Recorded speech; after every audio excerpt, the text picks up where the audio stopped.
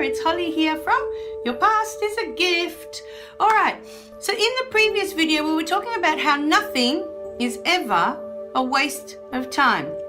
So if you're one of these people that have looked at events, experiences that you've had in the past and you think, oh, what a waste of time that was. You know, I want those years back to do something more productive with them. Okay, so in the previous one we talked about my first relationship and how for many, many years I felt that those 10 years were a waste of my time. You know, I'd lost those 10 years and I could never get them back. But how much I actually learnt from those 10 years is really what you've got to look at. What did you learn from the events that you feel are a waste of time? A relationship that's fallen apart, a job that you may have spent 10 years at a job and you think, oh, what a waste of time, I didn't learn anything. And that is not true. That is what you need to look at today. What did you learn from that time that you feel was wasted? Okay, so for example, the first one was my relationship, that I learned that, you know, I am good enough. All that was needed was my love, and that was pure, straight from my heart. You know, so that was enough. That's all that was needed, you know. Going through, I've done jobs, you know, like I applied for a music school, because for those of you who don't know, I'm a piano teacher. And I've been doing that for about 20 years now. 20 years plus now, I've lost track of when. Yeah, it's been over 20 years. Anyway, it just seems like such a lifetime ago. But I signed up to do, you know, this music course to teach at a music school. And at the time, I answered an ad in the paper, and I thought, great, you know, they were offering to do this training. So I went to Queensland, I did the training. That was a whole week's worth of training up there. Then I came back and did a whole week's worth of training back at home, right, at the school, of course. And then when we started to work, I was only offered one morning, Monday mornings. And I was like, why would you spend all this money training someone for 2 whole weeks, which I'm sure wasn't cheap because they paid for my airfare to go to Queensland. They paid for my hotel while I was there. They paid for everything. And so I'm thinking, well, if you paid for all that, why would you spend all that money to then just give me one morning of work, right? Anyway, so from there, they desperately needed someone on Saturday mornings. So I moved all my Saturday lessons that I already had that were mine from home to the afternoons, because they only wanted the Saturday morning. So from 8 till 12. So I moved everyone from Saturday to whatever other days I could fit them in, or even the Saturday afternoon and even Sunday morning for some of them, just to, you know, fit in this school.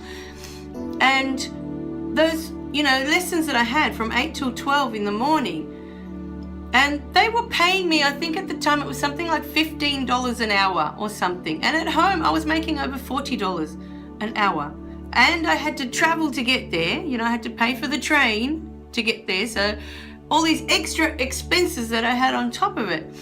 And so I was thinking to myself, you know, as the year progressed, what a waste of time, right? Because the whole point I did that was so that I had work throughout the day, because all my piano lessons are in the afternoon after 3. And I wanted to work between the 9 till 3, you know, at least 9 till 2, or, you know, those hours, or 8 till 2. I didn't care how early I started. I just wanted Monday to Friday, work those hours.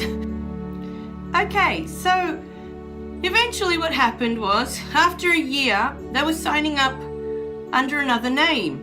And to do that, we had to redo all this training. And I thought, for 1 day a week that they were offering me at the school, and then for just one morning that I had already moved all my students, I was already making money on that day. I thought, I'm not going to sign up again. I cancelled. I had signed a contract, but because they were changing names, I was allowed to sign out of that contract. The contract expired because they were no longer under that name. So the truth of it was, at the end of it, okay, I thought, what a waste of time that was. All that training, all that learning, everything that I had to go through just to start this new job was all out of my comfort zone. It was all things that I had not learnt before.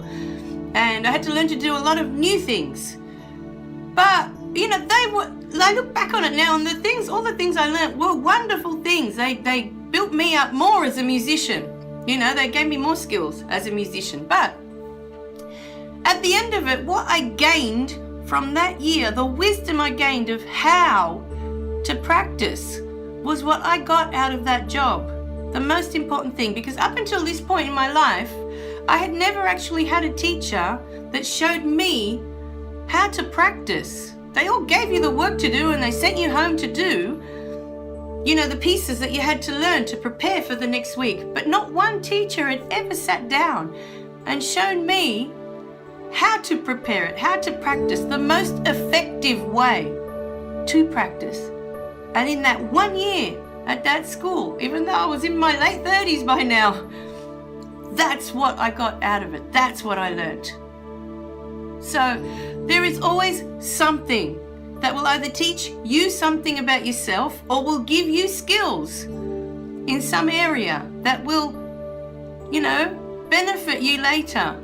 Nothing that you learn is ever wasted, ever. So I want you to think about that today. If you have moments in your life or you've had relationships that you think, wow, what a waste of time that was. No, I encourage you today to go back and look at that for what it really was. If it's a relationship, what did you learn about yourself from that relationship? Who did you think you were in the relationship? You know? And if you can see it for what it truly was, then understand why the relationship didn't work out in the end. You know, if you can truly see your place in it and your partner's place in that relationship and why it didn't work out, the truth of it, then you've gained all this wisdom about who you are or who you were at the time that can help you move forward now, knowing that, you know, you're not that person anymore. See, I'm not that person anymore. That person that was not good enough to be with that partner. I'm not that person anymore. So it's very important that you look at each, because each relationship is there to help you grow as a human being. And so you've got to really look at it. You know, what did I get out of that relationship?